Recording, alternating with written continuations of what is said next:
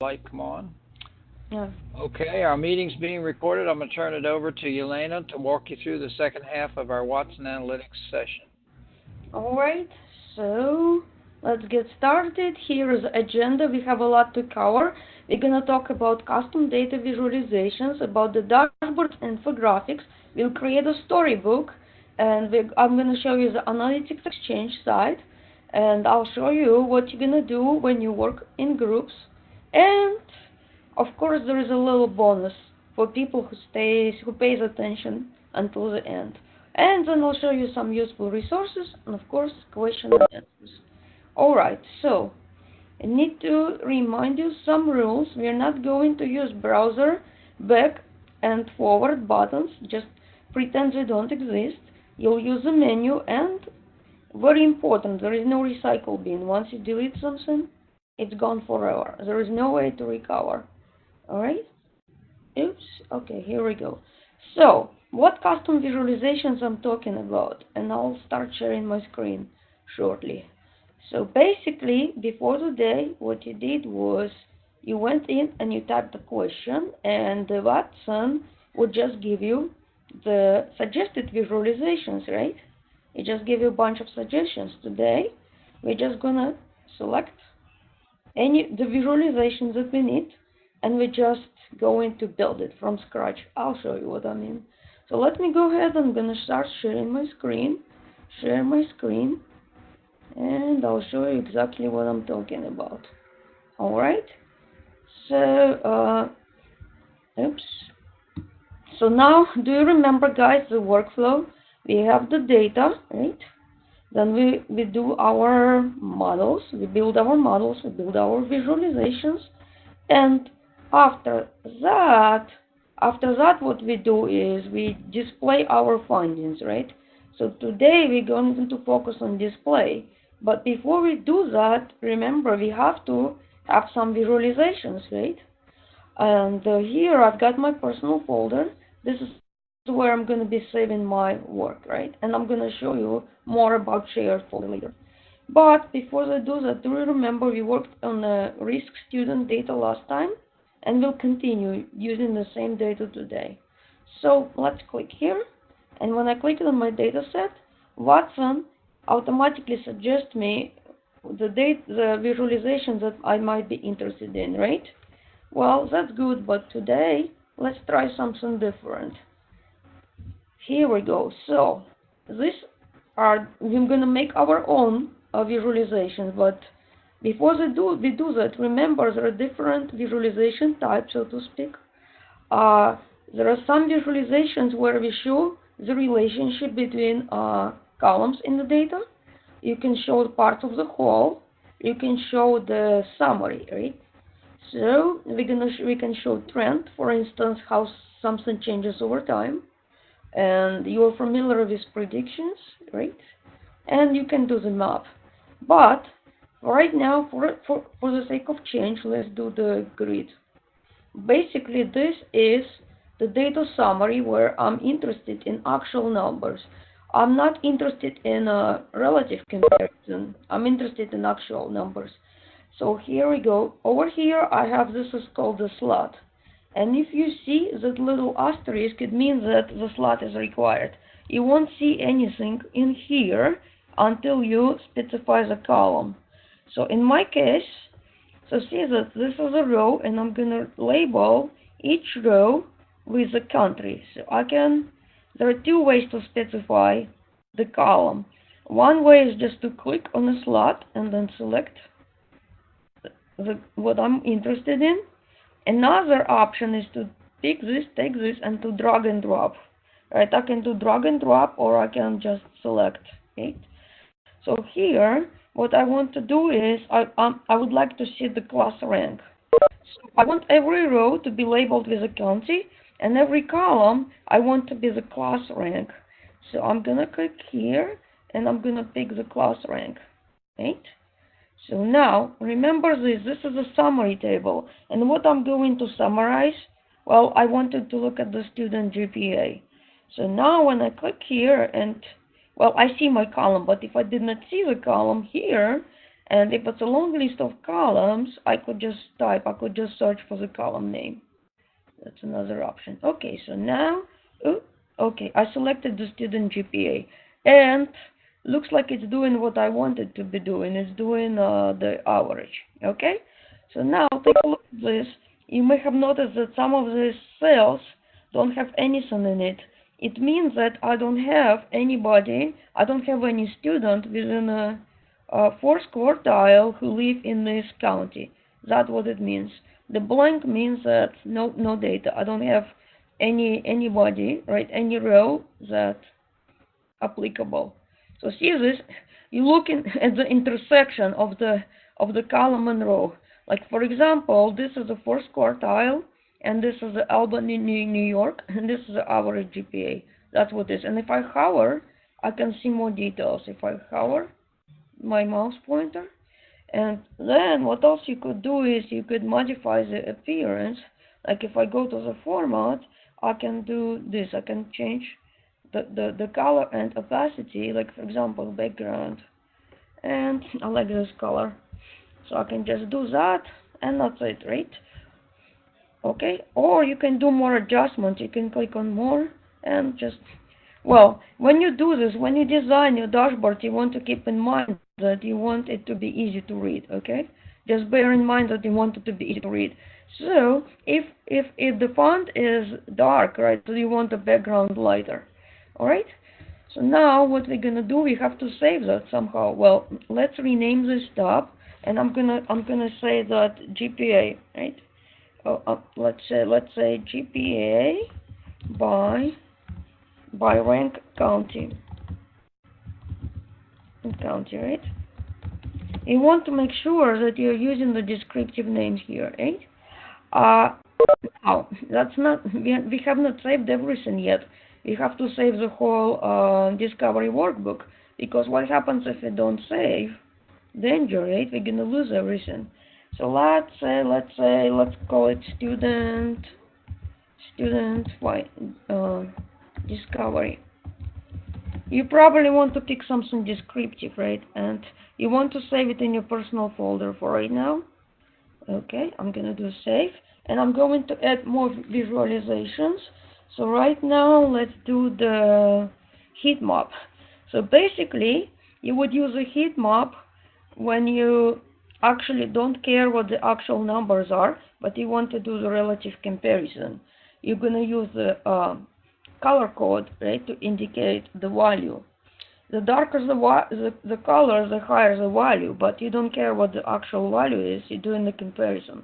So I'm going to click on a heat map, and what's interesting is that you can use multiple variables here, right? So, and notice that if you have a little asterisk, it means that it's required, right? So let's do that. For the rows, I'm gonna do the class size. Come on. Okay, so this is gonna be the class size, and I know that it's a categorical variable. I know that. Okay, so now I'm gonna do the class rank for the column. So let me click here, and I pick class rank. Right. So now I did that. I'm not gonna specify the points, but what I'm gonna do now, I'm gonna do the student cost in here. So basically what I want to do, I want to compare the cost, right? So I want to compare the cost by class size and a class rank. Okay, so here it is, right? So this is basically the cost based on the class size and the class rank. That's what I just did in here. But I want to see how this varies by gender. So this is what multiplier is. Multiplier is I want to repeat my visualization for each gender. So this is multiplier. Now I did not specify anything for the size, and I did not specify anything for the points. Well, that's fine, because if there is no asterisk in here, it means that it's not required. I don't have to specify these two slots, right? Because there is no asterisk. Okay, so now I'm gonna let's save it as, let's save it as a heat map. Right? Okay, now we're gonna do another one. Okay? As the next one, we're gonna do the network. The network, it shows the relationship between something. So I'm gonna click here, and I'm going to scroll down, and I'm gonna find my network. Here, the network is gonna show relationship, and I have to specify what am I going to show. So basically, look at this. I'm gonna have the starting point and end point and a line width, right? All of this will represent something. So I'm gonna do what's the relationship between the class size, right? I pick the class size in here. Okay. Now I'm gonna do the class rank. So class size, and a class rank. Okay. And my line width is gonna be change in the GPA. And in this case, change in the GPA is either positive or negative, something like that. So let me pick change in the GPA. So see that I'm unable to find it, just right. So what I can do, I can just type it in, and it will pick up. I just typed it in and I did the search. Okay. So line width is a change in the GPA, something like that. So now it's thinking, it's computing it for me. I'm not sure what's going on. Well, I expect to see a little visualization with a network. Well, okay. So take a look at this. The from is a class size. Here is a class rank, and this is a change in your GPA count. I want to do the count. Okay, well, once in a while. Oh, here it is. Well, sometimes, guys, we have to be patient. We have to wait for visualization to actually generate. And if you hover, it's supposed to display you the values, like a fourth quartile and so on. Right? And it's supposed to show the colors, so it's taking a little bit of its time to generate. Okay? So if you hover, it's going to show you the values, right? And if you hover over the line, it's going to show you what a relationship is between, what the relationship is about. Okay, so let me go ahead and let's save it as a network. Right? So now let's go ahead and save this. And notice that here I have 3 options in the menu. When I just tap on this, it will automatically pick up the first one, which is save, right? So now it's supposed to be, it might be still saving, because if you see this asterisk here, it means that your last changes may not have been saved. So, oh, okay, now it's saved. Very good. So we're gonna do more. And on this one, I can show you that some visualizations have variations. And the reason I'm doing multiple visualization here is because we're gonna have to use something when we build our dashboards, right? So here, I'm gonna work on a part of the whole. So I'm gonna pick the pie chart here, and we're gonna do something different today.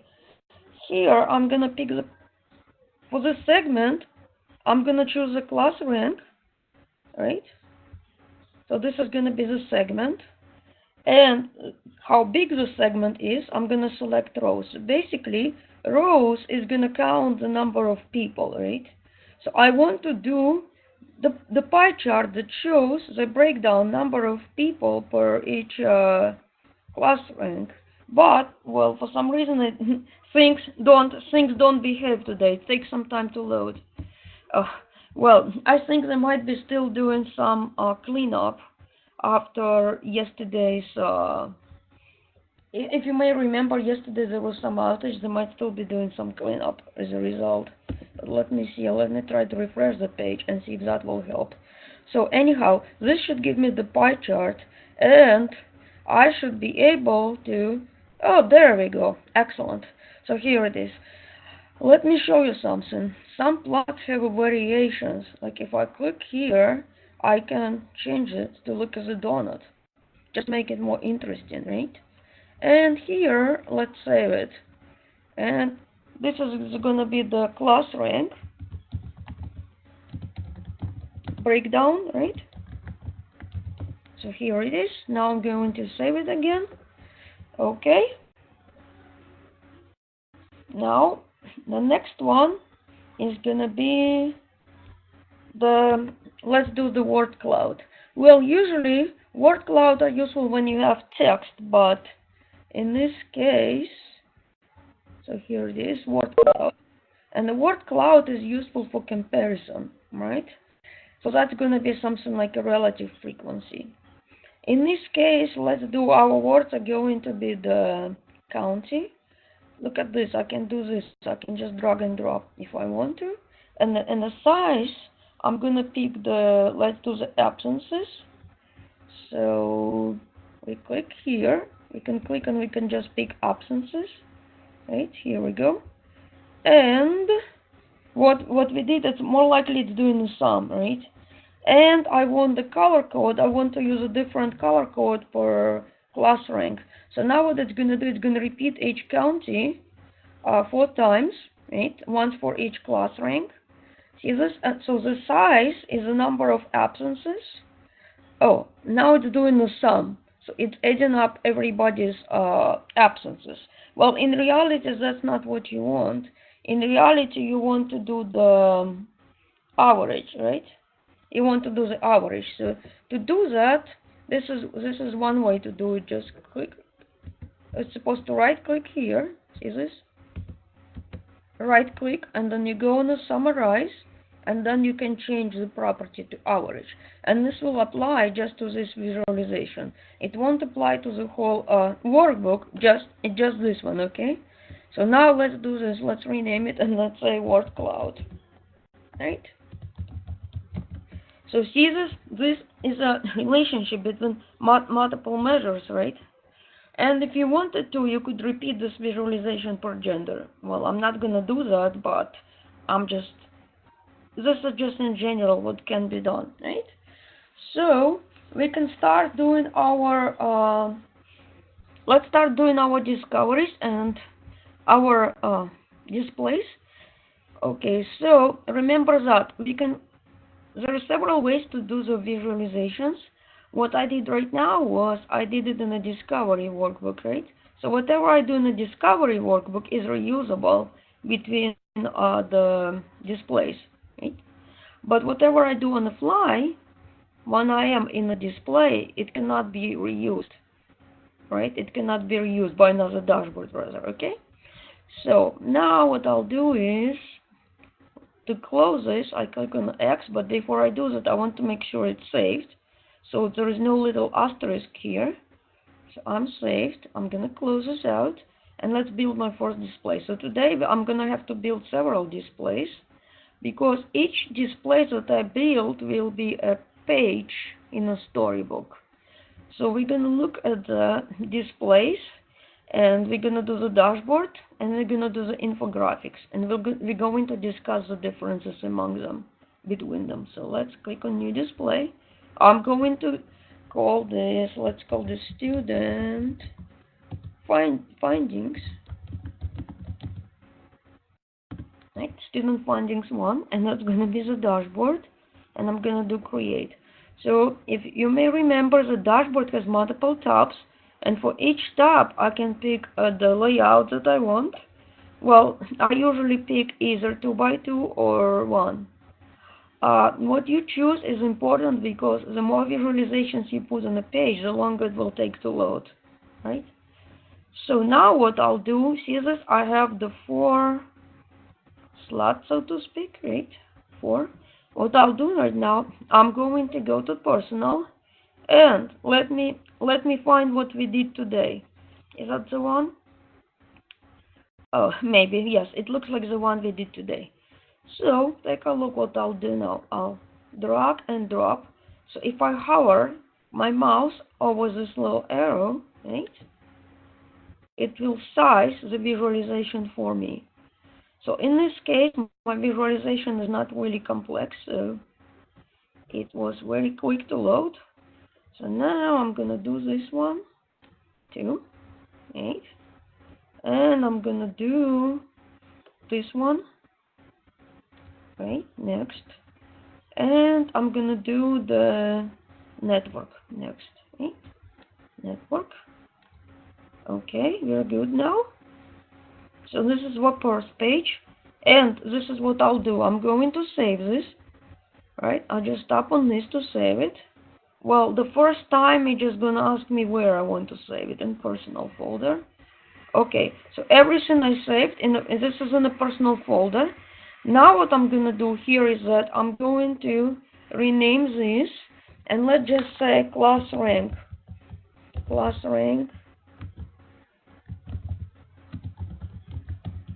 class rank, and class size. Well, I'm just making it up. But whatever you type in here is important, and I'll show you why shortly. Okay, whatever you type here, it will show up when you create a storybook. Whatever you type, the name's at the top, it will show up in the storybook, and I'll show you exactly where and what I mean. Okay? So now let's do this. Let's add another tab, and this time I'm just gonna do one, and I'm gonna drag and drop. Well, actually, this time, instead of reusing what I already created, I'm gonna create a visualization from scratch. I'm just gonna do that intentionally. Okay? So to do that, I'm gonna click on New Discovery, and here I have an option to choose the data set, and I'm going to use the risk student data. That's what I have been using, and I'm still gonna do this, but this time I'm gonna choose, this is called the packed bubble plot, right? Well, the main difference between the other bubble plot is that it's gonna be the bubbles are gonna be sort of like together, not spread out. Okay, so now this is something called the focus mode. This interface here is similar to what we saw in the discovery, but the biggest difference, of course, that I won't be able to reuse this visualization anywhere else. So let's do this. Here our bubbles are going to be the class rank, right? I'll pick the class rank, and now here the size of the bubble is going to be the rows, which is rows is the number of people. Okay, and then I want to use a different color code for number of absences. So let's see, let's click here, and I use a different color code for number of absences. So here I can basically see how many absences were there for quartile, right? But again, this is kind of interesting because what it's doing, well, no, this time it's right. It's not supposed to be doing a sum. Looks like it's what I want to do. It's counting the number of people who were absent once, who were absent twice, absent 4 times, and that's what it is basically, right? So this is first quartile, and it's number of people who were absent orange, which is 4 times. Okay, that's what it's doing now. I'm in the focus mode, so to exit the focus mode, you would have to click here. Right, so here I have one visualization on this tab, and let me do rename, and I'm gonna just say absences. I'm just call it absences, okay?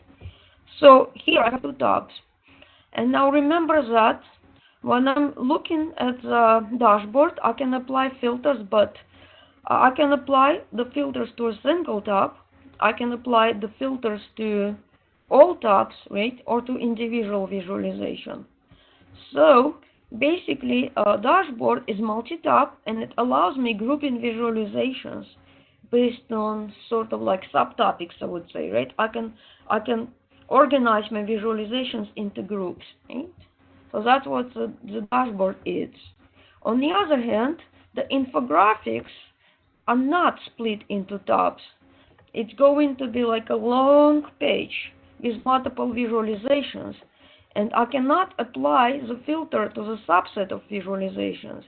I can either apply to individual visualization when I take it in the focus mode, or all visualizations. So it's either all or one or nothing, right? So let's make sure that I saved it, and I'm going to close it, and now we're going to create an infographic. Okay, so now I'm going to the display page, and this is what I'll do. I'm going to click on New Display, And this time I'll choose the infographic instead of dashboard, and I'm gonna call it student. Let's call it the student infographics info. Okay, and now I'm gonna click create. So you will see some similarities where you can specify, you can choose a layout, and I don't really like it to be too cluttered because it's gonna take a long time to load. So what I'll do now, I'm gonna go to personal and see this. This is what we created today. And some of you might be wondering, wait a minute, Elena just created the packed bubble plot. Why it does not show in here? Well, the reason it does not show in here because I did not create it in a discovery page. I created inside of the dashboard and I did it on the fly, right? I did not create it as part of the discovery. So that visualization is not available here. But what is available is everything that I created as a discovery. So here is my word cloud, right? Now what else I could do, the visualizations that I put don't have to come from the same discovery. What I can do is I can go in here and I can pick something that I did last time in one of the sessions, right? I could pull them from different discoveries, and also what I could do, I can modify. And if I modify my visualization here, the change will not be applied to the discovery where I took this visualization from. The change will apply only here, to the copy of visualization here, right? So I could do that just for the sake of the demo. See this? So this is a visualization. It's broken down by gender, and I can add the class rank as another multiplier, right? There we go. I added another multiplier just to make change to it. And now what I'll do is I'm gonna minimize it. See this?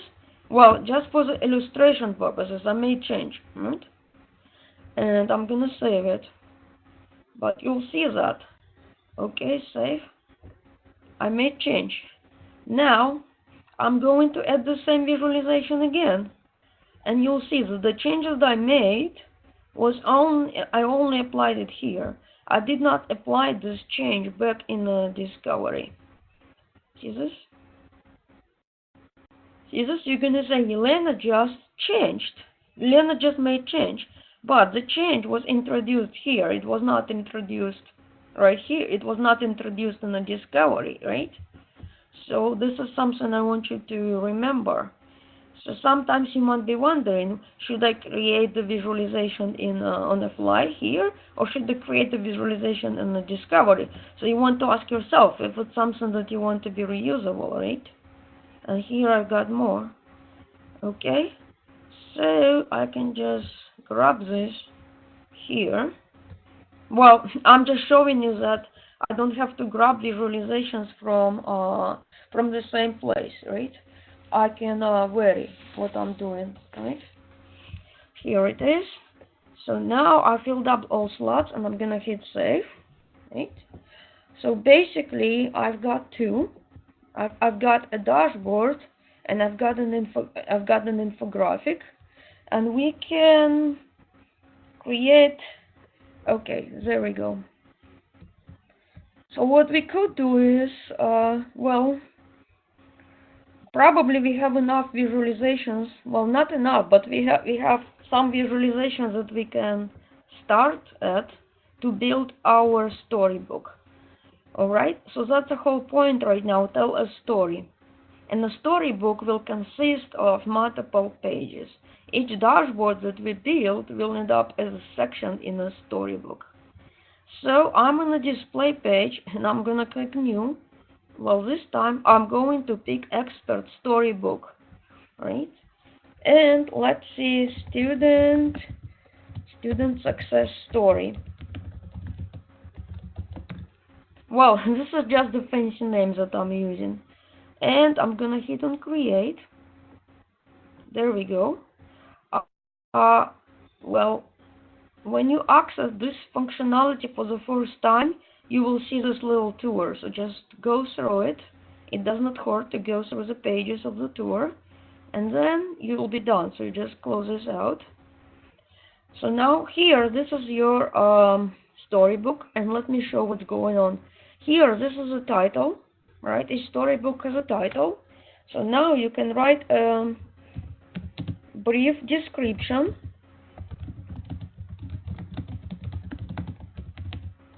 My findings about student success. Now what I'll do is I can change my image, right? So here I'm gonna put the graduation picture. See this? So this is the image, this is the starting. So now what I'll do is I'll take the displays that I created and I'm going to drag and drop them here.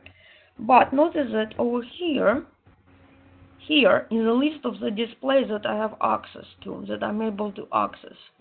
And this is one reason I don't want you guys to be saving anything to the root of shared folder, because your schoolmate who is creating the storybook might see the displays that you created, and your schoolmate go ahead, drag and drop to the storybook, right? And then what's gonna happen? It's gonna be a surprise, right? You edit your dashboard, and your schoolmate will see the changes in his or her storybook. See, we don't want to change each other's work, right? We don't want our work to be visible to 280 people. So if you saved something in the wrong place, kindly go ahead and delete it, right, or move to your area. Okay, so now we're going to pick what we did today, right? So I know that we did these two. I just know it because I have only few visualizations. So this is a dashboard. I'm gonna drag it here, right? So this is going to be the first thing that the user will see, and by default this is going to be the name of my display, right? I can pick a thumbnail, and usually, well, I usually want to pick something that closely represents visualizations that I'm showing, but well, it does not matter. I just choose it for right now. There we go. And now for my second visualization, I'm just gonna drag this student info. Okay. Some of you might be wondering how many I can add. Well, to be quite honest, I was able to add 5 without being stopped, so to speak, without hitting the limit. So, well, that's a good question. Alright, so let's go ahead and save this, and I'm gonna show you. Oh, something else we can add. This is called the annotation. We can add notes. Like when I click here, it will let me add the explanation notes, right? Oh, this is a display that I created last time. This is what I did. This is a dashboard that I created last time, and I'm reusing it. And as you may have noticed that this is the spiral diagram. This is what I created last time, not today, but I'm going to add the today's visualization as well. But let's just add this. Let's just say something like let's just say risk. Let's just say findings about risk, right? So this is an explanation. Explanation, it just clarifies to the user what this is about. But you want to put something that has a meaning, right? So I'm gonna click on OK, and I'm gonna add another one. So I believe this one probably student findings 1. So let's add that. Right? That one is what we created today. So I have 3 right now. Notice that I'm reusing some work from last demo, right? In the last class we created the dashboard, and I'm reusing it here, right? Okay, so now let's go ahead and save it. And right now I'm in the edit mode. Let's go ahead and flip to the view mode, and I'll show you what it's gonna look like. Okay, well, you're gonna get this is a little explanation about the storybooks in the view mode, what you can do. So just go ahead and read through it and then close out. Okay, now I'm a business user, right? And this is the page I'm in. I'm a customer. This is what I'll see. Here is the storybook title, storybook description. This is the picture that I added. And this is my first page. So I'm just going to go in here. And each page, this is called the tab finding. Now, take a look at this. Here is the comment that I added, right? The explanation. Here is the tab inside the dashboard. Remember, my dashboard had two tabs, right? And what is this here? This is the name of the tab. So whatever name of the tab I put, right? Whatever name of the tab I put, it will show up here. So if I don't put something that has a meaning, this is what my end user will see, right? And here, what else it's showing that this page here is pulling data from one data set. So if I click on here, this is how my data looks like. This is how my data looks like. And in general, you could replace the data with the fresh copy. Like for example, suppose that you are getting a new data, that you got a new data, right? Fresh data on student records. You could click on replace and reload, right? That's what replace does. But here, this is a data preview, right? So if the storybook is done correctly, and I'll show you examples of problems. I'll show you examples of the problems later. But here, this is a data preview. And, well, it's possible, it's totally possible to use more than one data set in a storybook, right? In this case, we have one data set, and we have 3 dashboards that were built from that same data set, right? That's what we have. Now, let's close this out. Okay, so as a user, this is what I'll be doing. I'll be going to the new tab, and then I'm gonna click on navigate to the next tab finding. So the order in which you place the visualizations, right, is the order in which the pages here are displayed. So here is what we built today, and remember what I mentioned earlier, the more visualizations you have, the longer it will take to load. And now this is a page 3, right? And note here, there are no notes because I did not add any annotations here, right? And here, well, I've got 2 tabs, right? This is what I built today, right? 1 and 2. So, but there is something interesting here that could keep us awake all night, but I promise I won't do that. But here it is. You went through a bunch of visualizations, and now you can go back to the home. Well, just assume, for the purpose of this demonstration, that visualizations did not show you everything that you wanted to see. You could also ask questions about the data from here, right? So, see this? I have to be in a view mode. Looks like it put me back to the edit mode. I need to be in a view mode, and see this? Here, expert findings. When I looked at expert findings, I was looking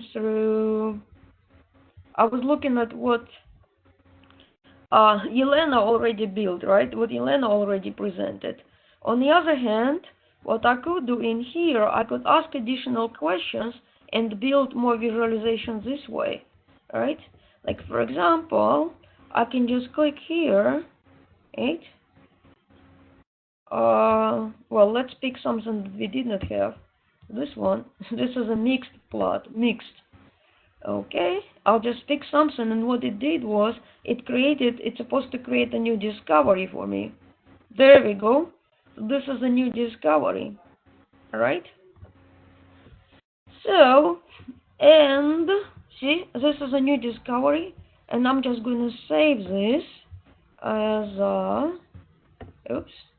I'm going to name it as follow-up discovery. How about that? What do you think about this name? It's like a follow-up, right? Well, okay. I'll save it. Now what I could do is I could just add this visualization to existing. I can add this to existing display, or I can add a new display, right? So let's go ahead and click here, and let's leave this tab as untitled for a reason, and I'll show you what's gonna happen. Okay, so this is infographics and this is a dashboard. Let's see, if I make change here, will this change appear in the storybook? It should. But wait a minute, Yelena wants to make a change? Oh, why it's not editable? Okay, it's not editable because I'm in a view mode. So I have to click on the pencil to get into the edit mode. And what I'll do, I'm going to click to add another tab, right? And on purpose, I'm going to leave it as untitled.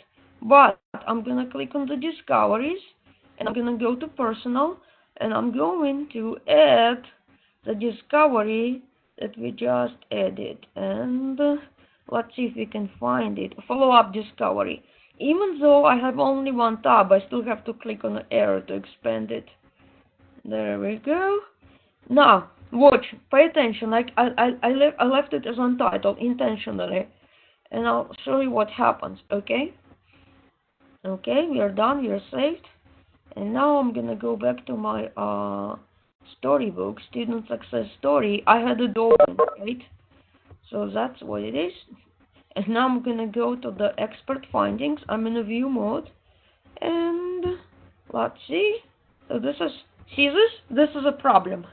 This is a problem. The problem is that it says untitled. Well, it's because I did not rename this tab in the dashboard. Well, to fix it, I would have to go back to my dashboard and rename this. Okay? So that's not a big deal because you can still fix it, but you just keep that in mind. If you see something like untitled, it's not really descriptive, right? So if your TA or instructor logs in to check your work, right? When you start doing a group project, especially, your instructor will have access to your group folder, and they can log in and check your work. And if they see untitled, they're going to be confused, right? So you want to rename it. You want it to be descriptive, something that makes sense, right? Okay, so now let's go ahead and close this out. And I have to make sure that, okay, so we did the dashboard and we did the infographics. Remember that? And I put together the slides and I summarized the difference between dashboard and infographics for you. Dashboard, multiple tabs. Infographic, no tabs, right? Infographics, you can filter all visualizations, right? Dashboard, you can filter just one tab, right? Or all tabs. Okay, so just remember that. What they have in common is that you can add existing visualizations, you can add visualizations from scratch, or you can add widgets, right? Okay, so now let's look at what else you're gonna do. You're gonna start working in groups soon. So this is my personal folder, right? Only I can see it, okay? Well, and right now I'm using an account that has permissions similar to your permissions, something similar. This is a shared folder. Now you see data for VA course and more data sets. Later on, you're going to see a folder called Fall 2018 Data 610, and XXX is going to be the sessions that you're enrolled in, right? So you're going to click on this folder. Right, so again, let me show you how you get here. You click on the shared, you expand the shared, right? Now, important, nobody's going to save anything in the root of the shared area, because Yelena, she means that she's going to remove everything, right? Okay, so here it is. Now, you're going to click on this folder for your session. You're going to click on this plus sign, and you're going to expand it. And I'm going, for this demonstration, I'm going to pretend that I'm a member of the group 1, okay? So here it is. This is the files that my teammates shared with me, right? Data, discovery, and display. And I'm going to show you a problem here. I'm going to show you a problem. So this is a discovery. My teammates went ahead and put the student findings here. And I click on this and I try to open it, and I'm gonna get an error. So if you see this error, we can't access the data, and you might see it. It means that your teammate shared the discovery but didn't share the data that he or she used to build the discovery. Okay? On the other hand, your teammate is not reproducing the error. Do you know why? Because your teammate has a file that he or she used to build this discovery, right? If the file is located in your teammate's personal area, he or she is able to access the data in the personal area, right? Well, I cannot access the data in someone else's personal area. So I'm getting this error, but maybe your teammate is not getting an error because your teammate has access to the data that is still sitting in his or her personal area. See this? This is a problem. I cannot get to this, right? I cannot. And if I go back, well, I actually ended up sharing this from my personal account. So please ignore a bunch of folders here. It's because this is an admin account, but I went in for the purpose of this demonstration. I shared the discovery from my admin account. So see, this is a group 1, right? Oops, okay. And now if I click here, I'm gonna see the data. I'm gonna see that. Oops, we can't access the data. Well, the reason is it's because I see what's going on. It's because I may have deleted the data, right? So I'm gonna be now the teammate. I deleted the data, right? Well, what's happening? Huh? If you delete the data, that's it. No way. You cannot recover it. If you delete the data, even if you upload the data with the same name, you still cannot recover it, okay? You still cannot recover it. Oh, and actually, I have to refresh the page because I renamed the folder to Spring. Ooh, see, for some reason, it's still not refreshing. Well, okay. Because I do remember renaming the folder as Spring. So once in a while, it's going to take a while to refresh. Anyhow, so you see this, you're going to see a folder like this for your session. But you will not see the folders from the spring, the folders from the summer. I see them, it's because of the admin, okay? So anyhow, here I'm getting a problem because the data is not shared. And my admin user was getting a problem because the data may have been deleted. Okay, I may not have picked the right example, but alright. I'm gonna have more examples, don't worry about it. See this? This is another one. And if I go in here from my not admin account, I cannot access it, right? But when I go from admin account, I think I should be able to access it this time. I should be able to access it. So let's see.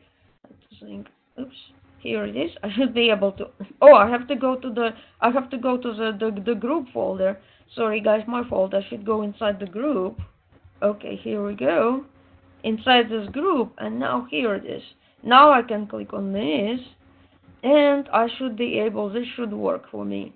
If I did it correctly, this should work. Okay, so I'm gonna be saying, sometimes I get these questions in an email.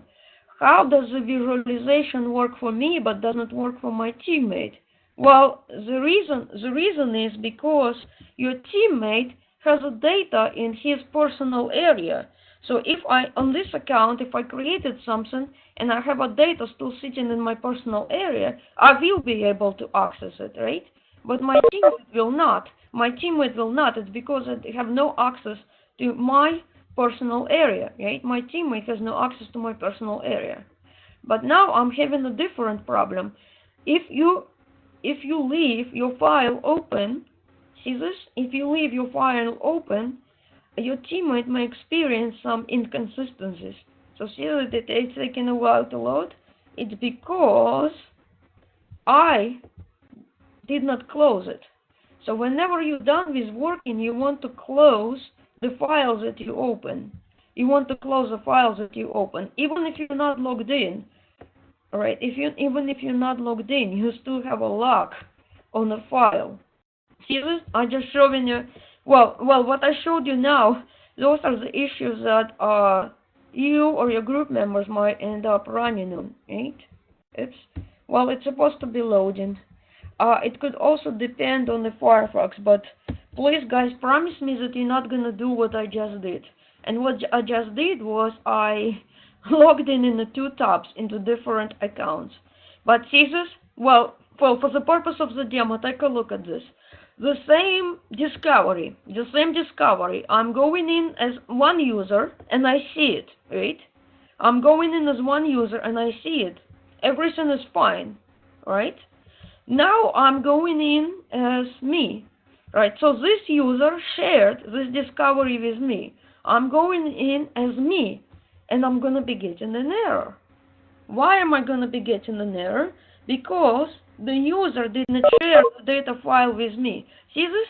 Well, just for the demo purposes, the same discovery, the same visualization does not work when I open it as this user, but it works when I open it as my admin user.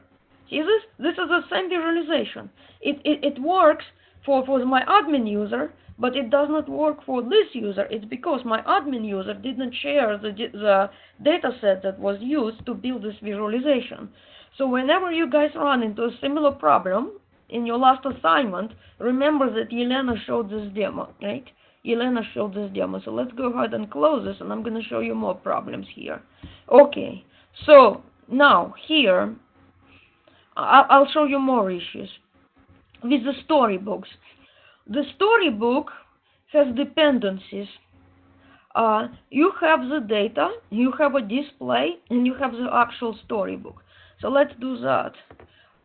Let's go to first one.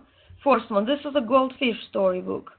But what I did was, I did here something. Well, in the goldfish example, I shared the dashboard and I shared the storybook, but I didn't share the data.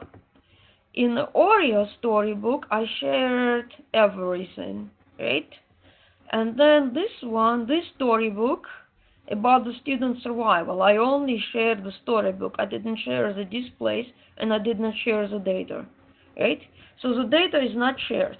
I'm gonna try to open the storybook, but I don't know that I don't have the data, and whoever wrote this, whoever made the storybook, didn't share the displays with me. Okay, well, this is that. Zero data set, huh? Well, two tab findings, but zero data? How could it be? Well, I don't know. Let's preview. Let's see what happens. Okay, I'm on tab findings. I'm gonna click here. Nothing. No displays can be found. What's wrong? And here I see zero. I click here, I see nothing. Remember that earlier in the storybook that we built today, I saw data. Where is it? Nothing, right? I don't see any errors, and at the same time, it's empty storybook. Okay, so what do you think is the problem here? Well, it's because I didn't share all of the visualizations, right? I didn't share. So how can I see it? Well, it notices that I have two tab findings, but it does not know what those are. Well, it only has their names, but it does not find the names. It did not find the names, right? Now Yelena is gonna get a little bit better. Still not good, but better. Yelena is gonna share these three, right? So here I don't have data. See this? I did not share the data, but I just shared the displays. Watch, 3 displays, right? Oops. I don't want to be looking at the dashboard, but well, you can look. See this? When I look at the dashboard, well, I just opened the dashboard. See this? I have errors. So this is the error message that you're going to see on the dashboard, Goldfish dashboard. It's because I have not loaded the data. I have not shared the data, right? So let's go ahead and close this out. So this is how my dashboard is going to look like. But let's see how the storybook is going to look like. Well, okay, I click here. Now it kind of knows that I have 3 tab findings, and it knows that I have, but see here, 0 data sets. That's concerning, right? So if I click here, well, I still see no data. Well, I kind of see the names of my dashboards, whatever that is, but I don't see the data. So now let's minimize this and I try to preview it. Uh-oh, what is this? Where is it? See this? I see the tabs, but there's nothing here. Didn't we just see the same problem when we looked at the dashboard? See? So this is what happens when you share the display, but you don't share the data, right? You're gonna see this problem. So now Yelena is getting better. She learned it. She learned the lesson. This is the Oreo storybook. It was developed a few semesters ago. Okay, so here I shared the data and I shared everything that I need. So when I click on Oreo storybook, I'm gonna see the expected findings, right? So when I click here, well, first of all, okay, I click here. See this? I'm gonna get my findings. I'm gonna get the map, and I'm gonna get my table as expected. See this? And I call this tweets by country. Well, at that specific point in time, we were able to pull data from Twitter. Well, it was available temporarily for the testing purposes. It was available temporarily. Right now, it's no longer available, but, well, just look at it. Just look at it as a storybook, okay? Well, it's taking a while to load, but trust me, it works. It works. This storybook is a working storybook, you know? Well, because I shared all the data that I had to share. Okay, I shared all the data that I had to share. But what's going on right now is just taking a little bit time to load. Okay, so don't do what I'm doing here. I'm logged in 2 browsers, but different accounts. But please promise me that you're going to log in only in one browser. I'm doing it for the demonstration purposes, okay? And see this, I'm running into some issues. It's because I'm logged in multiple places here, so to speak. Okay, while it's taking its time to load, let's go back here and I'll show you how to share the visualization with your classmates. Okay, so I'm here on my personal, okay? Look, I'm on my personal area, and suppose that I want to share the data, right? And let's see, this is countries, right? Let's see how, let me show you how I share it. I have 2 options here. One option is to do this. Click here on the ellipsis, and I'm going to select move, and here, this is what you should do. See this shared? You're gonna click on a plus to expand this directory, and you're gonna see the folder. Instead of XXXX, it's going to be your session name, right? It's if you're taking a class with Professor Moreto, then it's gonna be 9040. If you okay, so if you're taking it with Professor Wahi, it's 9042, or if you're taking with a Stewart, it's gonna be 9041. Okay, so it depends what course, but you're gonna see just your sessions. So it will be made easier for you. You're gonna see only your sessions. So those are 3 folders that you will see. You're gonna click here on your session. You're gonna expand it, and here you will see the subfolder only for your group. So whenever you are notified that the study groups are created, I want you to make sure that you can access your group, right? So here I access this, I access my group, and I'm gonna click on move. Okay.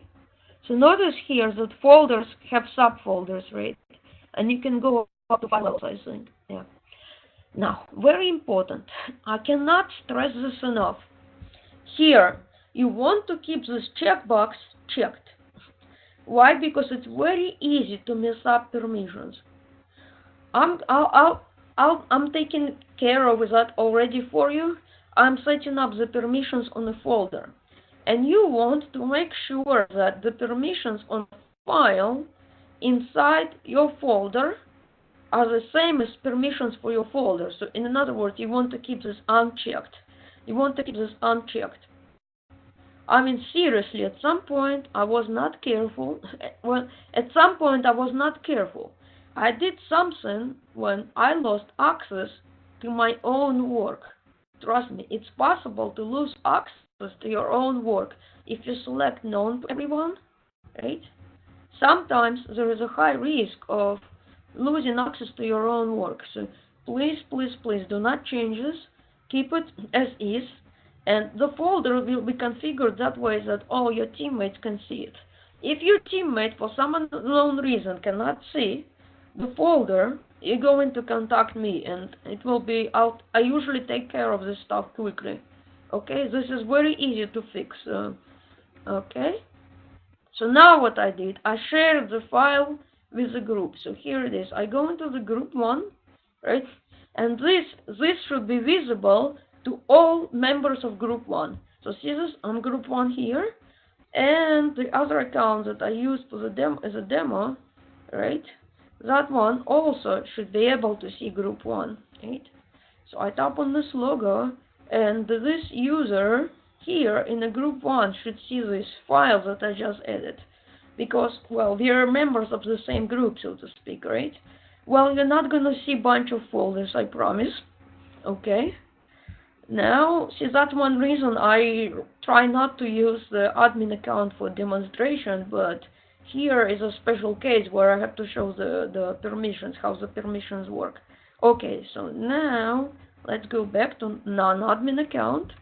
Okay, well, because I like to show you in the same view that you will see. So now, suppose that I'm done, whatever I wanted to do, and now I don't want to share this anymore. To stop sharing, you click here, and you're gonna do this, you're gonna select move, and you're going to move it back to your personal area. I'm gonna select personal, and I'm gonna click on move. This will unshare. Here is a warning.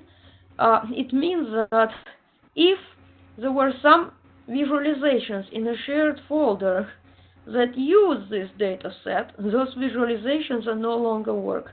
So this is the warning, okay? I'm gonna click OK right now. Well, this is just a reminder, but in this case, I did not share anything with the... I did not share anything that used the country, right? I did not share any visualizations that were built from the data. So now when I go back to my other account here, if I refresh, I will not see this. If I refresh the page, I should not see the data set that was unshared, okay? Okay, so now let's go back here. Well, there is something else that you can do. You can back up the work. For example, if I go to my personal folder, well, you cannot do this to storybooks. You cannot save the storybook as a copy, but you can do this to the data. Watch, this is what I can do right now. I can do refine. And honestly, guys, I had a sad story where on the night when the work was due, the teammate accidentally deleted something, and all the work was gone because there is no undo. So you want to make sure that you can at least partially back up the work, right? So what I'll do here now is that, well, I keep the original copy of the data, but I can save a copy of this data to the shared folder. So instead of just moving the file to shared folder, I can save a copy. So to do that, I just click here, right? I expand this, then I expand my session, I expand my group, and I'm gonna save it here. Okay, group. But when you do the group work, this is what I recommend. Okay, this is what I recommend, that you guys put the data set in your group folder and work on the data set from your group folder, because even though the data set has the same name, a different copy of the data set is not the same data set. Each copy of the data set has some kind of like an internal number associated with it. So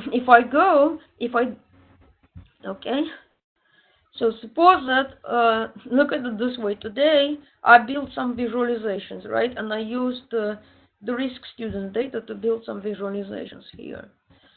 Okay, if I delete this data set, which I'm not gonna do, if I delete this, all the discoveries and all of the displays that I built from it will become invalid. Well, even if I upload the file with the same name again, okay, I cannot fix my discoveries because every single data set here has a number. It has an internal number associated with it, okay? And this is a number that is used in the discoveries to find it, right? So deleting the data will invalidate the discovery forever. That was a sad story. One of the students accidentally deleted the data. Everything went invalid, okay? So somehow, some way, the team had to back up the work. Maybe at least save screenshot or something like that, right?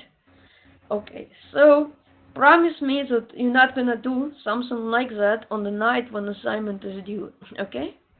And moreover, if it's the last assignment in a semester, all right?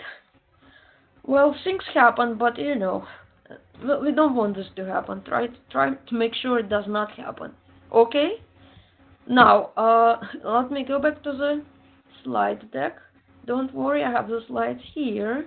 And well, what I did for you guys is I spelled out different visualization types, and some of them we actually even did not do today. Like, well, this one we did not cover, right? But what I did was I can go ahead and cover, but the point is that you're gonna have a copy of this slide after this class is over.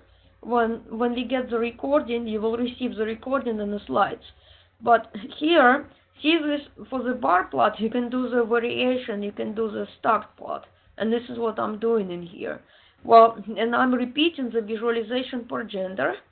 Well, look, I selected the horizontal axis, and then this is my vertical axis, is the number of absences, and then I'm doing a different color code for the per student. This is what I'm doing here. Right, so here is a summary of the other visualizations that we did today. And right, so this is another one. I did not do the table. Well, I did the grid, but this one is basically the measures table, right? And I'm showing you how to do that. So if we have time left, I'll show you. But I also have to show you what I thought of the bonus joining data. I'll show you that too. And here, this is the grid that we created today, right? So those are just different visualizations. And we talked about the storybooks, right? And then I had a slide here on the summary. See here, this slide is a summary of the dashboard infographics. Well, see this in the first column, I have the characteristics specific to the dashboard, and this is what applies specific to the infographics, and this is in common.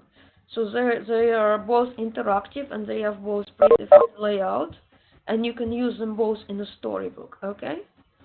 So, and I showed you how to do the infographics, right? So this basically, it's very helpful when you watch the recording. You're gonna have it in writing, and you're also gonna have it, you're gonna have it in writing. You're gonna have those notes, okay? So, well, and next thing I have to show you is that storybooks, they have this actions menu. I did not show you that, so here it is. Let me go to display. Every single asset that you created has an actions menu. Well, you can rename it, you can move it. Well, move allows you to share files with the team, right? When you do move, you can select your shared area, right? The shared area, you will select the team folder, right? This is how you would place it in the folder. You would just select group 1, right? I'm not gonna do it now, but that's what basically that slide is about. Another thing that I had to show you was the analytics exchange. So here, take a look. If I click on this menu here, this analytics exchange thing is a set of sample storybook that you can upload to your personal area. But, well, of course, you're not gonna submit this for grade, but sometimes, well, it's really helpful to see a sample, right? So that will help you get an idea of what you can do in your study. So for instance, this is account receivable.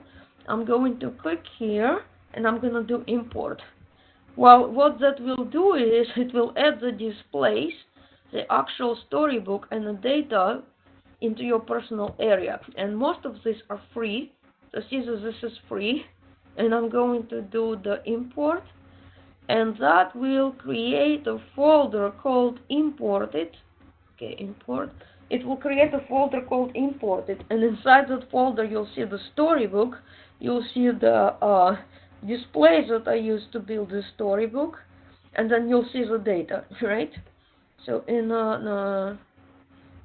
well, yes, it's in this slide right here, analytics exchange page. There are some good expert storybook, and in fact, couple of them, these two by Maximo. Here, this is the URL for the video. You can actually watch this video about these two storybooks. These two videos are about these two storybooks. So you might like that. And see this is another example.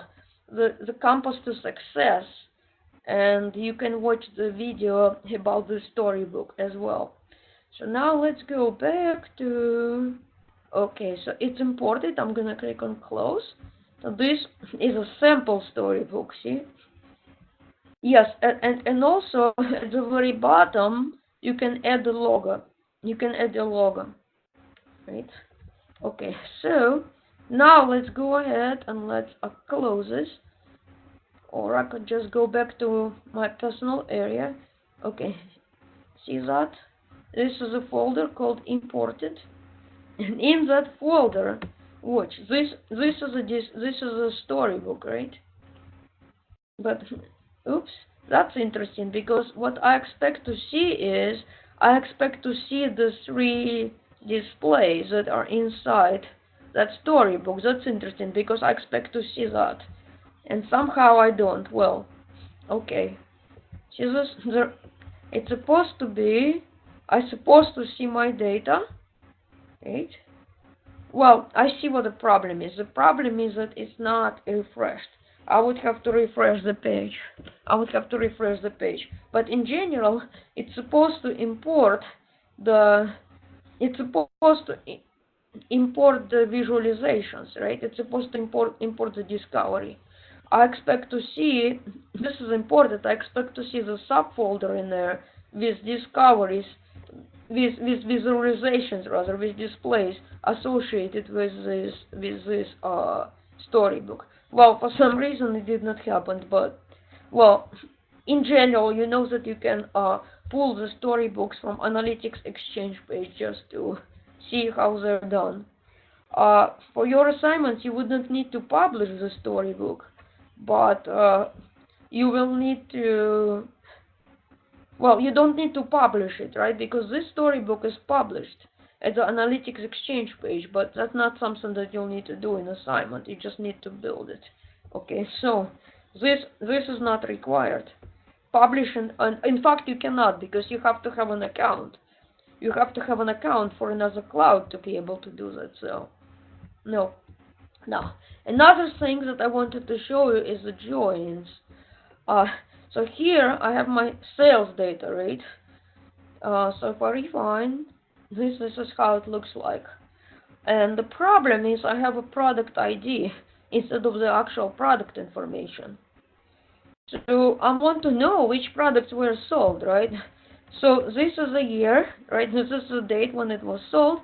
This is the customer ID. But here, the problem is it's a product number, but I don't know what the actual product is, right? At the same time, I have another set here with a product. See this? I have another set with a product. And those two have the product ID in common. And in this one, I also have the product description. So, what I want to do is, well, one way to do that would be to take the product ID and go into my products data and look it up, but it's too much work, right? Look what I can do here. I can click on this plus sign and I can add. I can go to my personal folder and I can find this one, the products, right? I can add this. Okay. Now take a look at this. Pay attention what I'll do next. Okay, so now I have 2 of these worksheets here, right? 2. And you're limited to 2. You cannot have more than 2. So here it is. This is a product number. To find out what the product is, I would have to go in here and look it up, right? Instead, I'm going to do the join. So, to join this, I'm going to click here. And this is what I'll do. I'm going to find the matching column. And the matching column is a product number, right? And I'm going to draw a line like this. By default, I'm going to display. I'm going to display only the rows in the sales table that have a matching product here, or the products, right? They have a sales record. I'm not going to display the products that don't have a sales record, and I'm not going to display the sales record that does not have any information about the project. So here, well, this is what it means: matching rows only. A plus matching rows, for instance, I could see, I might be interested to view information about the product, even though there are no sales. And this is the other way around, right? So if you are familiar a bit with databases, this is an equi-join, and those two are left join and right join, right? Something like that.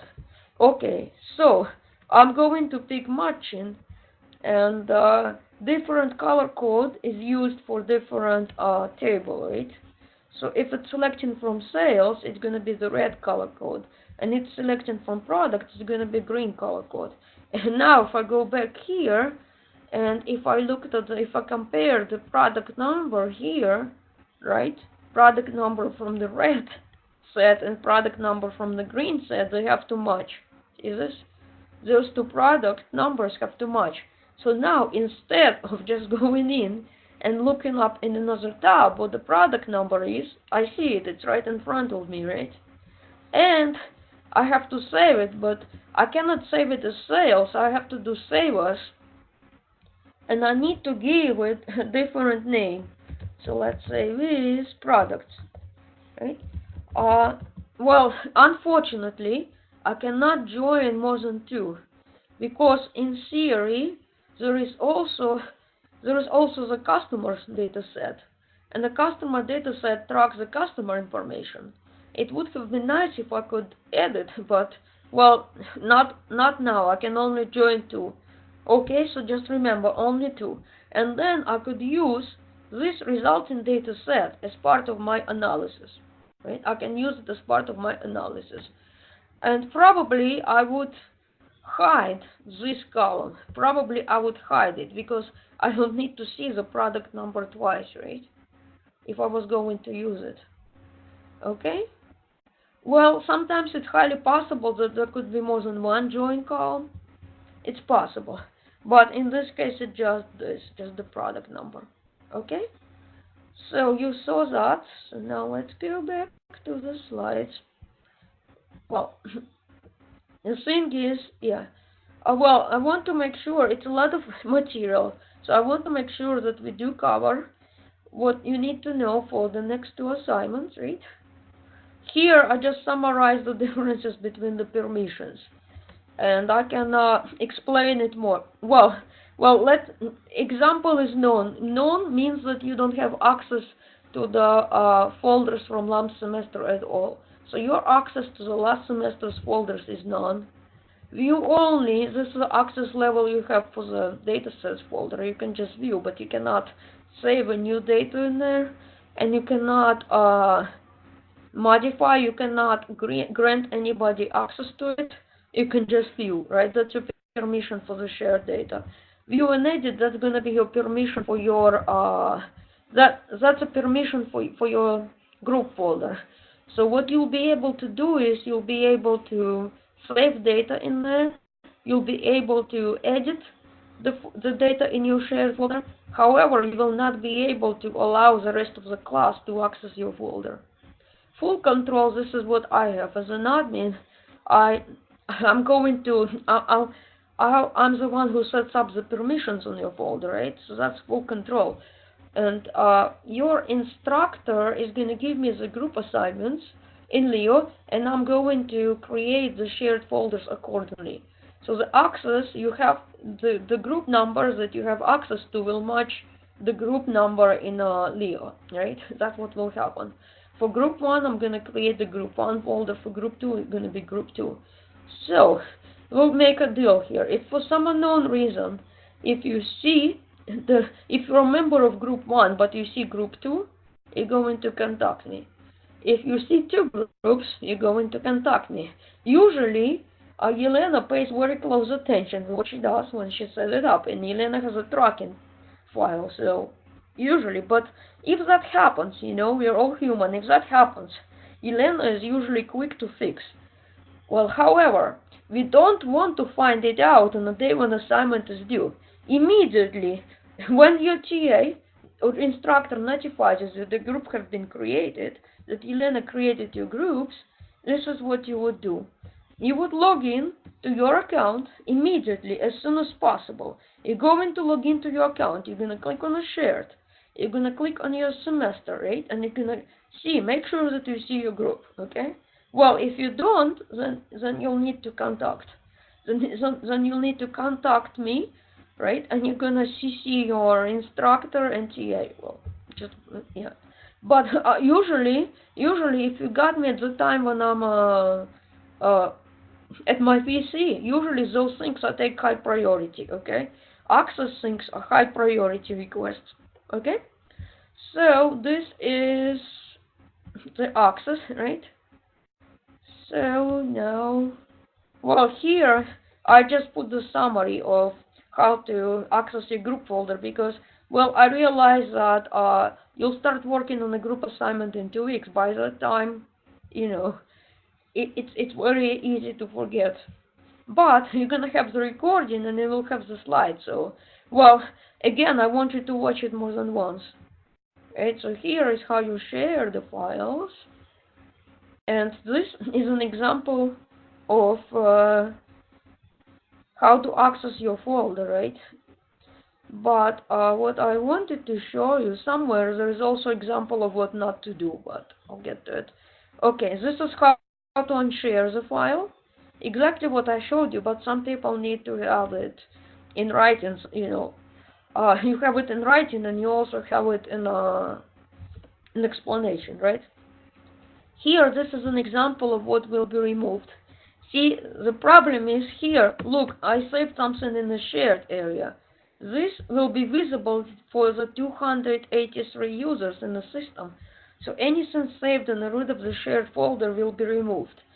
So, but sometimes people ask me, what do you mean by root of the shared folder? So here I put an example of what will be deleted, right?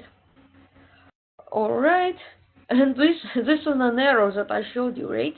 Well, that happens when my teammate didn't share something with me, right? When my teammate shared the display, but didn't, the discovery rather, but didn't share the visualization. Well, this is the error I'm gonna get, right? So the data was deleted, well, possible. Or I have no permissions to access the data, okay? Here I put together the dependencies. So you have a data, and every discovery workbook depends on the data that was used to create it. Here you have data, then you have a dashboard, right? Well, here, well, I did not put the discovery, well, because you could either add an existing discovery or you can create it on the fly, but, well, even if you edit existing discovery, well, it does not matter if you don't have a copy of the discovery, but you have to have a copy of the data. In order for your dashboard to work, you have to have a copy of the data that was used to build the dashboard. And bear in mind that we can use more than one data set to build the dashboard. That's what I'm showing here. Any dashboard, like infographics, right, or dashboard, you can use one or more data sets. And here, this is a storybook. So you have to have this dashboard and infographics that are in the storybook, right? So I'm not sure how exactly your work is being graded, but if the requirement says that your TA or instructor will be logging into Watson Analytics to check your work, you want to make sure that the storybook works for every team member on the team. Because as I showed you another example earlier today, where the same file in the same location in the same folder works for one user but did not work for the other. Both users have the same permissions on the folder. Well, just think of it as the same, okay? The same permissions on the folder, same permissions on the file, but the visualization worked for one user but did not work for the other. And the reason was the data set. See, the data set was not shared. You may see this, you may run into it. And if you run into it as you work in a team, so just remember this demo, right? Well, this one, I showed you the examples too, where I did not share all the files. Well, in this case, it's the other way around. In the example that I showed you, Aurea was complete, so that's the other way around. On this slide, Aurea is incomplete. Okay, look at it this way. Look at it this way. Here, on this slide, there was a problem, right? This slide here shows the Aurea storybook with a problem. The one I showed in the demonstration today, the problem was corrected. And how was it corrected? Because the visualizations, the dashboards were shared, and the data was also shared, right? So think of it this way. If you watch this recording, this is a problem, but Elena showed how to fix this problem. That is illustrated on this slide, right? I'll think of it this way. Well, in this one showing that this one is correct. Okay, this one is correct, where you have visualizations and data, right? Nothing is missing. And here I just put an explanation on a join. And well, in this example here, I'm using the customer. Okay. In the example that I showed, I used the product. But well, it's the same approach, basically the same approach. But you cannot use more than two at the same time. Okay. And here, this is a documentation page and explains how to join and different types of joins. Okay, like see here, this is what I did. You could choose. Well, you could choose to show the product. In general, you could choose to show the customers that don't have any products. Well, you have this option. But today I demonstrated the equi-join. But in general, well, it's possible. It's possible to have a customer that has not purchased anything, right? So sometimes the requirement is to see all of them. Then you would have to use the outer join, right? It was something like A plus something notation in there. Okay, and this is the join data. Well, this is how it looks like. Remember, every data set has like a little picture here that identifies the file type. This is how the joint is going to look like. And then if you look at this, I believe there is other information here. Well, it did not say that it joined, but it just shows the date when I created it. It shows the date when it was created, but it didn't actually show that it was joined. Maybe this picture indicates that it is, okay? Alright. And you can also do the refine, you can do the rename. Yeah, some of you ask me, export does not work, so don't count on it. Export does not work. Right? Here are some useful resources that you can look at about the storybooks. So, and now we have questions. The room is open for questions. Because if there are no questions, then Ilana will start asking questions. right? So I'm finding VA very frustrating. Why? Why? No, no, no. It's not frustrating, it's fun.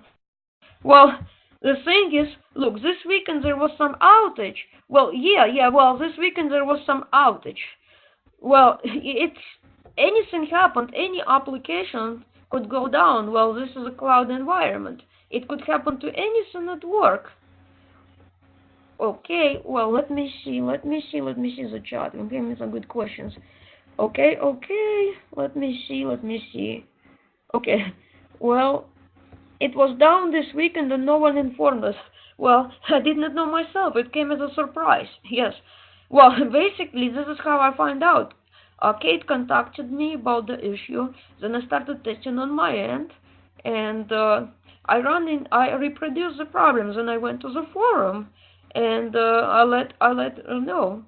I responded. Yeah, someone else reported, and I just went in and responded that yes, I have the same issue. Well, I informed the support, and then I let UCA know that it's a global problem. But the fact that you spent time troubleshooting it was a time well spent because, well, in general, learning how to troubleshoot something, this is very good. This is excellent. So now you know what to look at, right? Well, it's good that you know what to look for, and well, it's very common in IT environment. Things happen, and what we will do, we only do what in our control, right? And what was in our control is to inform IBM, right? To keep on checking updates. This is what in my control, and I did that. And then I informed all the faculty. This was in my control. That's what I did. And then you got your extension. But the thing is, the exact new due date cannot be announced until we know when the issue was resolved. Because if we tell you, you get until Monday night, but we did not know how soon it will be fixed. Well, I'm glad it was fixed on Sunday night, but the extension date will be announced when we know that the issue was resolved, Well, a demo I had, what was it? Hold on. It was done. The demo I had was lot of trouble. No, I don't see it. I don't find it trouble. Well, sometimes, certain things in the demo may not go smoothly. Well, however, it's part.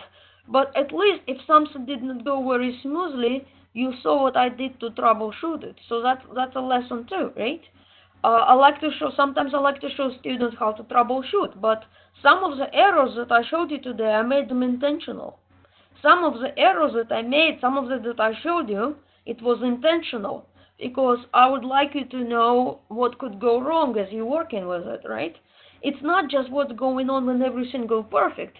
You want to see what could go wrong and an approach you would take to solve it. So, sometimes we learn from mistakes. That's the thing. Okay. And can you move someone else's file to the personal folder? Oh, this is an excellent question. Can you move someone else's file to the personal folder? Okay. Yes and no. It depends on what permissions you have on that file. This is the group 1, right? Okay, this is a group 1. I have access to group 1 in here, right?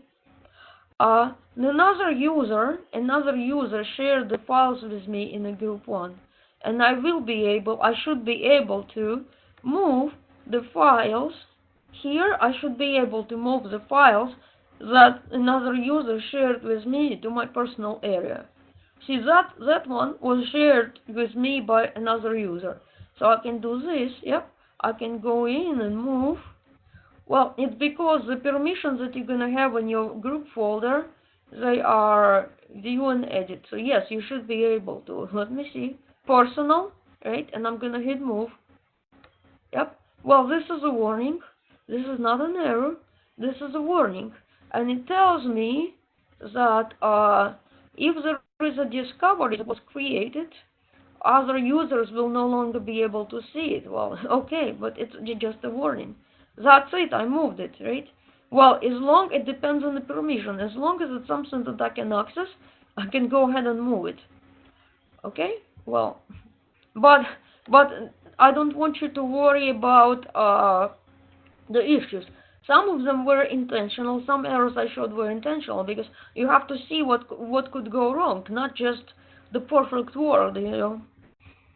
Okay, but if you're referring to someone else's file, okay, that's a good question about moving someone else's file. You will not be able to move anything from your classmate's file, okay? To be able to see your classmates' work in a personal area, you have to be the administrator, okay? You must be an administrator, because the administrators have a folder called other users. So in this case, if it loads, right, it's going to be a separate folder for every user in the system. Now it's starting to take a while to load because I have about 283 users. So it's going to take a while to load, but in general, well, you won't be able to look at something that was done by other user unless it was shared with you explicitly. I love those questions. So let's go next question. Oh, yeah, I appreciate feedback. I appreciate feedbacks, guys, as always. So multiple people can use the data set, but no discovery. Well, no, multiple people can edit the discovery. If the discovery is in your shared folder, multiple people can edit it, but not at the same time. Not at the same time. So, for example, let's say this, now it's what, 9:36 p.m., right? If I'm working on it right now, and if I'm just going to use Adam as an example, I hope he does not mind, and Adam is my group mate, right? And if I have the file open, Adam should not be editing it right now, because he'll be getting an error that he cannot save the file, something along those lines. So me and Adam, we can edit the same file, but not at the same time. So suppose that at 10 p.m. I'm done, I'm going to close the file, and then I'm going to call Adam and tell him, Adam, yeah, I'm finished, now you go ahead. So now he will open the file and will edit it. So in other words, even though the file is shared, only one person can open it at the same time. Well, share does not mean that two of you can just edit it at the same time. And I double checked it with IBM about this. So you have to take turns. And also, anything that you have it open right here, you want to close it, because even if you're not logged in, you still have it open, right? So if I was going to put country in a shared folder and I was going to, well, actually, let's look at the discovery as an example, or even a dashboard, right? And me and Adam, we are working on the same dashboard, and I want him to edit it. So what I have to do is, before I sign out, I have to go in and close this. So now he's good to go. He should be able to edit it. So this is what you have to do. You have to somehow coordinate it. And well, some students use the Google Chat to communicate. Some use Slack. So you pick the approach you want to use to communicate with your teammates, right? Something like that. But well, you share it, but it doesn't mean that not at the same time. That's what it is. I hope I answered the question. And now I see. Oh, you're familiar with Tableau, so it seems. Okay, yeah. And you're gonna use Tableau in next class in Data 620. That's what you'll do. So, yeah. Can you go over how to do a join again from the beginning? Sure. Okay, let's go over the join from the beginning. Okay, so let's take a look at this. I have sales and I have product. These two guys have one field in common, and it's a product ID, right? They have product ID in common. So what I did first is that, look, I go in Refine and I opened up my sales, right? I opened up my sales. Now what I'm gonna do, I'm going to import the products in here. Caesars Plus, I click on the plus, and I'm gonna go to the personal, and I'm going to find my products. Caesars, this is product, and I'm going to import it. So now I have two worksheets. I have two worksheets in the same file. I cannot add more than two, right? So what my sales have year, month, day, customer ID, date, a product number, sale ID, and quantity. Here I have the category, product number, right? Description, name, and this is quantity in hand, okay? And the other one was quantity ordered, so that's different. Now what I want to do is, when I see that this is a product number, but I don't know what the actual product is, one way to figure out what the product name is to take this number and then go here and look it up, right? That's one way. But this is not efficient, right? The efficient way to do this is to join these two in one, right? And I'm gonna join it on a product number. So these two, this is a sales and this is a product. They have the product number in common, right? So what I do is I have to take this here. I have to draw the line basically. And to draw the line, I just drag and drop. I click here and drop, drag and drop. So here I'm connecting these two on a product ID. The fields in red come from the sales and the fields in green come from the product.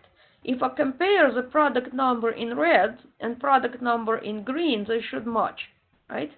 And basically I'm trying to match the product numbers in the sales with the product number in the product. But this is something you would do if you have two data sets. Well, the reason sometimes you have two, well, for example, if you have customers, sometimes the customers change name, right? So the customers are stored separately because if somebody changes name, you want to change name only once, right? On the other hand, if the customer information was stored in the same table where the sales are, when the name changes, you would have to modify it as many times as the number of orders that the customer placed, see? And same thing like product. If the product description changes, you would have to modify it as many times as this project was ordered, right? So this is the reason it's stored separately. The product description information was stored separately from the sales information. But for analysis purposes, you might want to do the join, right? Just for analysis purposes, you want to do the join. Okay? So let me know if it helped. Okay, I'm going through the questions. Oh, Adam is asking, we could not troubleshoot, we have to wait on IBM. Well, yes, in that case, in that specific scenario, we are all in the same boat. Do you guys think I was not nervous about it too? Well, look at it this way. I prepared for tonight's WebEx, right? Well, the visualizations that I was going to use, they still worked. But there was a possibility that in order to fix the application, who knows, maybe they had to take down the system. So it had an impact on me too, because, I prepared this and it would have caused an inconvenience for everyone, right? So it's not just you, but what we have to do is we can only worry about what we can control. And what we could control was one from the IBM. They got back to us relatively quickly. I was surprised that we heard on Sunday afternoon. Usually you don't hear anything until Monday or Tuesday. So they did an excellent job this time because the outage was big. Global, it's not just US. There were several data centers that were affected. It's not just US. Well, think of it as a power outage, right? Suddenly the power goes out. There is nothing we can do.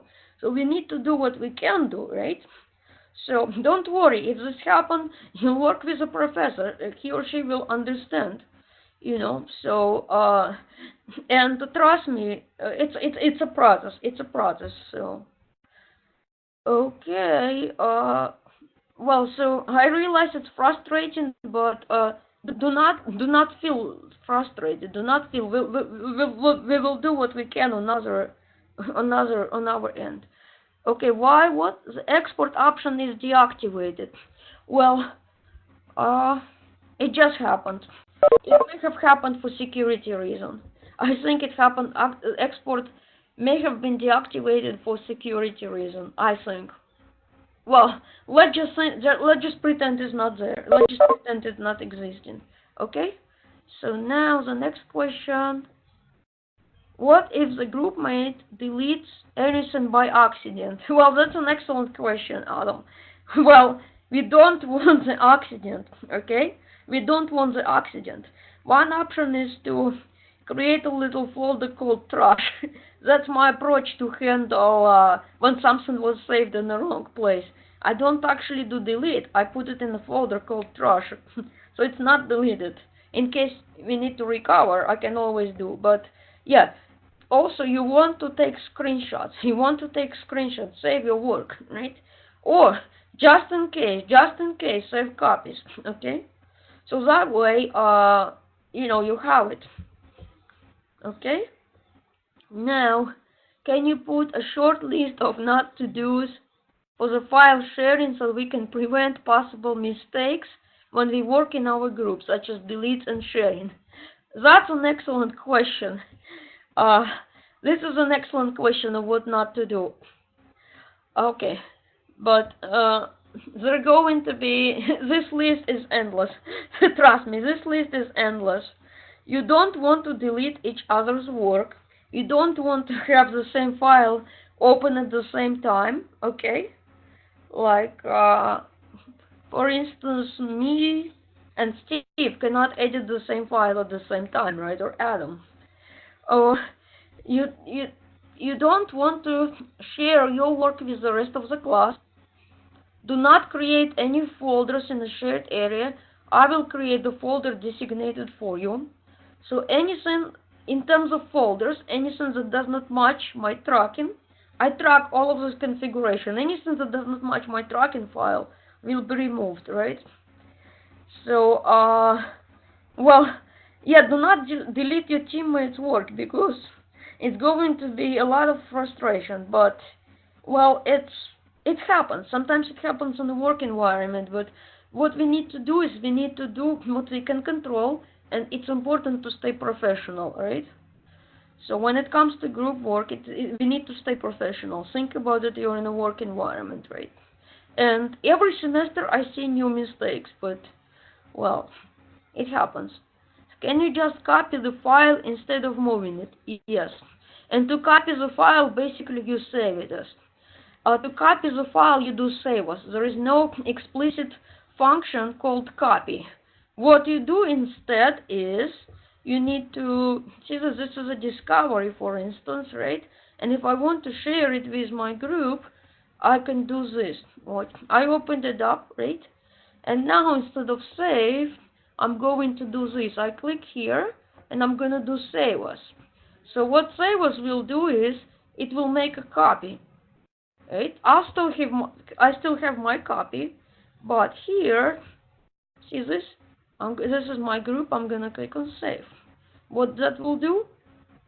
This puts a copy, right? So if I go back right now, okay, I still have this. But at the same time, this is my team, and my team is supposed to have this too. See this? This is what my team has. My team has this follow-up discovery, and I still have a backup copy of my discovery. So if Adam deletes my work, well, Adam, I'm sorry, I don't mean to pick on you, but it's just an example. If he deletes this one, I still have a copy. So then Yelena's gonna say, oh, well, I have a copy here. There we go, and I'll save another copy for the team. So you want to work smart, right?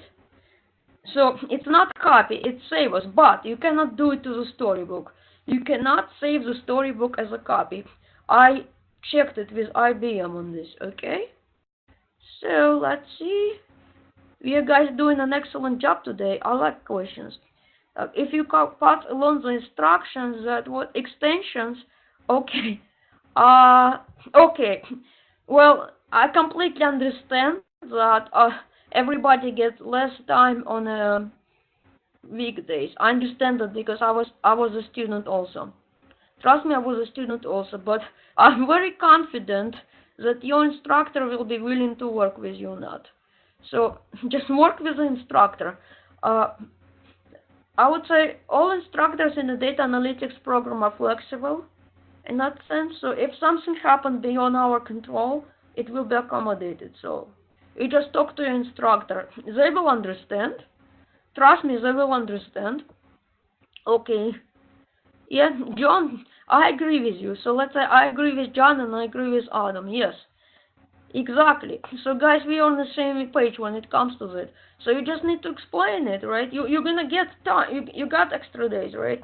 And another thing, start early. I would recommend because see, like now you got the next assignment. You have a next weekend, right?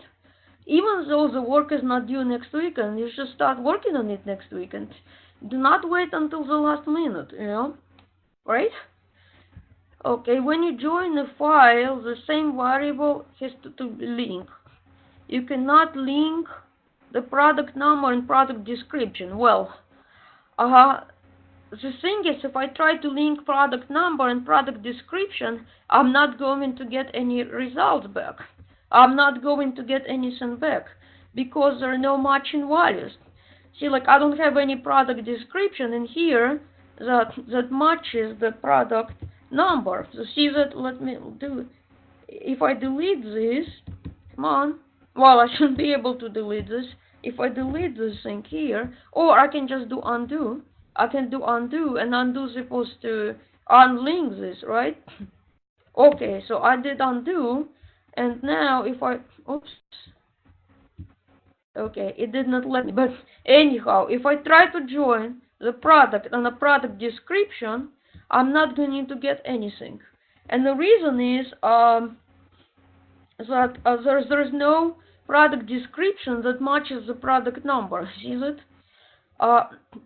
The join returns only when the values in a specified column match, okay?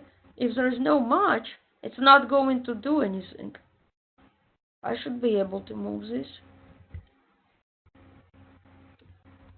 Okay, so anyway, I could, but the thing is I won't get anything returned. Okay. Oh, that helps. I'm glad I could help. Okay. Now, can I use savers to copy from public to private? And from... Okay, well, yes. From public to private, yes, because that's what you did with datasets, right? You use the datasets from the shared folder, right? So the way you did it is that you open the data, right, from the shared folder, and you copy. You took data in the shared folder and you did save us. So yes, you can save the file from the shared folder, right? Any shared folder. The folder that belongs to your group is the same thing. It's the same thing. I can take what my group mate did, right? And then I can open it and I can do save as. Why not? Yes. So you can do save as. You can save shared file as a copy to your folder, and you can also save your file to the shared folder. Yes, you can do that. Well, as long as you have access to that folder. You will not be able to save your file if for example, if you belong to group 2, you won't be able to save anything to group 1. But if you have access to group 2, yeah. So that's a thing. Well, do we have more questions? I hope I addressed everything.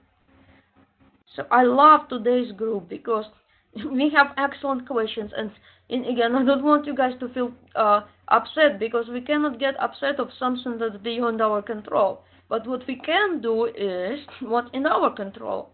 And I did what I could do on my end by contacting IBM, informing your instructors, right? And you work with your instructors on the deadline. And the next time, you're gonna start early. This is what you can do, right? So let's do what we can do and not worry about what we cannot do, right? Okay? So hopefully it helped, right? I guess, Steve, was there anything else that you would like to add? No, as always, very thorough and a lot to digest. Just add the same advice we usually give, and that is you need to practice, try things, watch the video of the recording again if necessary, and you'll be just fine. Oh, yeah. Yep. So, yep. All right, I'm going to go ahead and stop the recording. Yep. And I'll send the